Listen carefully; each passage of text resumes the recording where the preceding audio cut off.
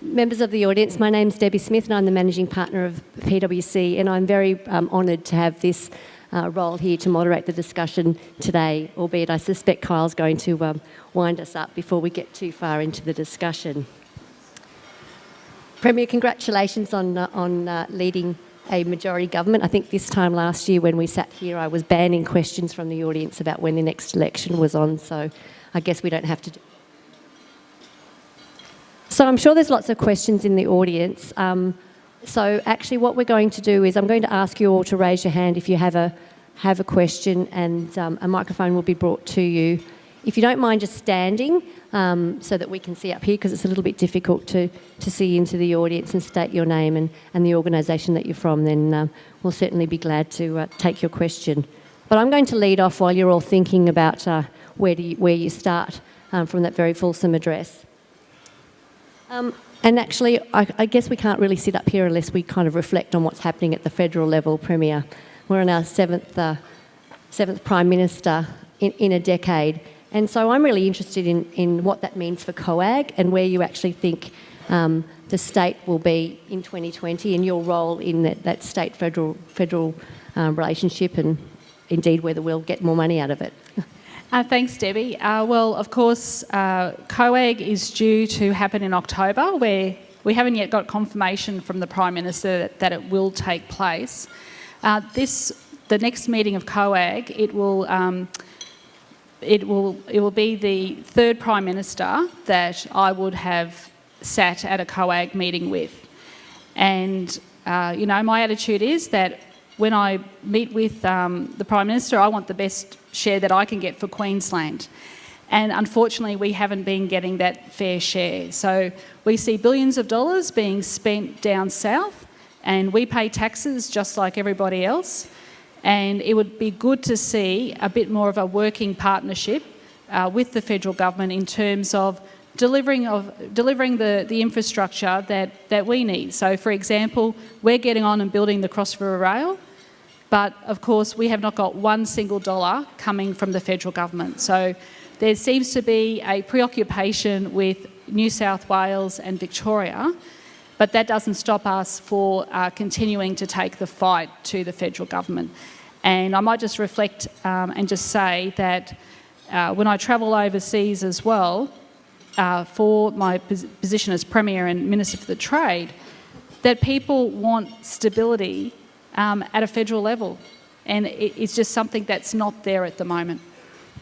And how does that affect brand Queensland when you actually are overseas? Do people understand the different levels of government and the role really that the state government can play? I think, yes, it does, in terms of Queensland is quite well recognised. And I'll just use this one example. When I was in Japan, when Malcolm Turnbull took over from Tony Abbott, I was immediately asked if I could meet with the acting Prime Minister of Japan to give the Japanese government an assurance about the contracts with Queensland. So I think what you're seeing now is a bit more of a build-up of relationships with those governments and the states, because they do a lot of dealings with the states because they're not getting that certainty from a federal level. And frankly, I think that's what we do need.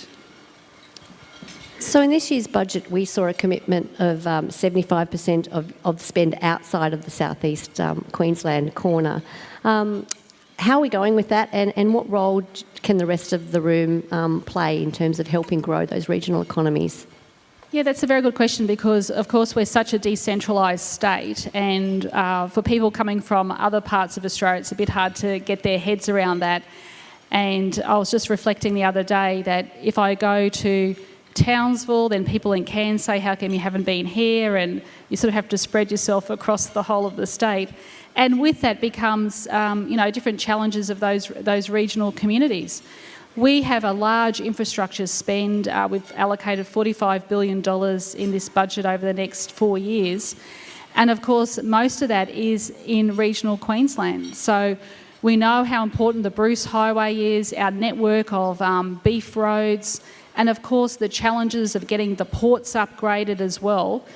for the future growth that our state is experiencing. So we're putting together, harnessing, of course, our traditional strengths, but also the emerging technologies and innovation industries. And we are getting ready for the next wave of tourism, for investment that we are going to see in Queensland, the likes of which none of us have seen in our generation before. Okay, so I'm going to see if there's any questions coming from the floor. Oops, we've got somebody already. I'd hit table 54, I think it is. Hi, Premier. It's Mitch Evans from SEEK. Unsurprisingly, I'm going to ask you a jobs-related question. Given there is a massive investment in infrastructure, we're seeing an upswing in mining, we've got health and aged care, NDIS, driving a lot of activity in Queensland. A lot of our data is showing that we're already seeing a significant restriction in those particular verticals.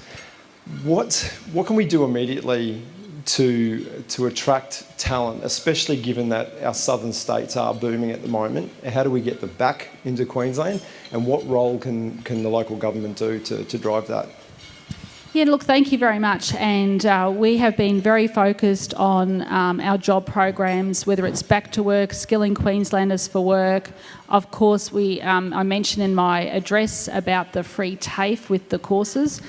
I think there is going to be a huge explosion in terms of the workforce that is needed for the future, and that's why I've already had my Minister for Skills and the Minister for State Development and the Minister for Innovation and Jobs Queensland have been going throughout this state talking to employers and employees about what is the workforce that they need for the future. This will culminate in the Skills Summit that we will have before the end of the year. And I really would ask people in this room to play a key role, and we'll be working also with the local governments, about really identifying those industries where we actually don't have the workforce at the moment, or B, how we can generate interest in those workforces as well. And what we are seeing, especially in our regional communities, when we first came to office, there was very high unemployment in those regional centres. That's coming down. And as I travel around the state, I'm meeting people coming up to me saying how proud they are they've got an apprentice, how proud they are they've got a job through our Back to Work. And we all know how important it is to have a job because you can provide for your family. But we're going to have thousands and thousands of new jobs coming through, and we need to get ready. We need to get ready for the future of that work. So we want to work with you. There's one down here. Good afternoon. Thank you, Premier. Craig Fenton from PwC. You spoke about the enthusiastic lead that Queensland's taken in energy, and it's definitely having traction in terms of the transition from renewables and feeling it in people's power bills. How do you think the other states are going in terms of, are they learning from that? Are they following? Is it a need for a nationally consistent approach ultimately? We've heard business and industry say for a long time that there needed to be a national energy policy framework. And what we've seen over the last few weeks is basically the federal government has walked away from any resemblance of a national energy framework. In Queensland, we have a clearly defined Queensland Energy Plan. And as I said, we've got the youngest fleet of coal-fired power station. We have this huge pipeline of interest of getting involved and building our renewables. We're putting downward pressure on wholesale prices, and we are seeing some good news, some light at the end of the tunnel, where there's less pressure on families with their bills because of the policy parameters that the government is setting. Our renewable energy target of 50% is showing a clear policy framework that is encouraging investment. And I think you would have read in some of the papers today, Daniel Andrews in Victoria is now moving towards more investment in renewables. But here in Queensland, we're the only ones that are opening up our gas reserves on the eastern seaboard. So Queensland is doing the heavy lifting. And now we're taking it to the next level by looking at hydrogen. How do we harness the solar that is on tap here in Queensland, convert it to the ability to be able to store it and transport it to Japan? Japan is looking to Queensland for its future energy needs. This is incredibly exciting stuff, and this is a brand new industry for Queensland. Just like renewables, there was barely a renewables industry before my government came to office. Our policies and our plan are encouraging investment into Queensland.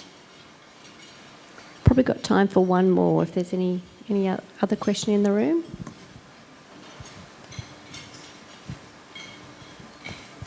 We've got one here at table 7. Premier Keith Ritchie from Siemens. Congratulations on Queensland winning the Land 400 project. There's a lot of skills that will need to come into the state to deliver that project. How transferable are those skills to other industries? Oh, thank you. And that's a really good question. And can I acknowledge everybody that's been in that partnership to help get that Rheinmetall contract here. And as I said, that's like an initial, $2 billion investment. It's going to mean a whole lot of jobs in that whole supply chain that will mean long-term advanced manufacturing, secure jobs in Queensland. I cannot underestimate to each and every person in this room how important it is that Queensland secured that contract over Victoria. And if we can get the next phase as well, that whole corridor from Ipswich all the way down to Enoggera, it has the population that's needed. We can upskill a workforce very quickly, and that is the planning that is underway now. So you have, and I do want to acknowledge all of my ministers that are here today. Some are, the others that aren't here are travelling across the state, and the Treasurer's travelling at the moment in relation to selling our budget overseas. But my ministers are probably some of the most engaging people you will ever meet, and they want to hear from you. You will always have an open door to meet with any of my ministers to discuss your ideas. But it is absolutely crucial that we my government made the decision to back Rheinmetall, and Rheinmetall backed us, and we will see hundreds, if not thousands, of jobs created as a direct result of having that centre of excellence here in Queensland. Thank you. I'm just going to give one more plug for you, Premier, around the Queensland Drought Appeal reception that you're hosting next Thursday night. I imagine you've been around the state and seen a lot of drought-affected areas, so tickets are still on sale, I imagine. So, look, thank you very much. We've run out of time, as we always do. It was great to hear your economic plans for the state, and indeed how broad they actually are, and the interesting opportunities that certainly await all of us here in this room. I wish you all for the best for the year ahead, and I'd like to hand over to Peter Varghese, who's going to offer the vote of thanks.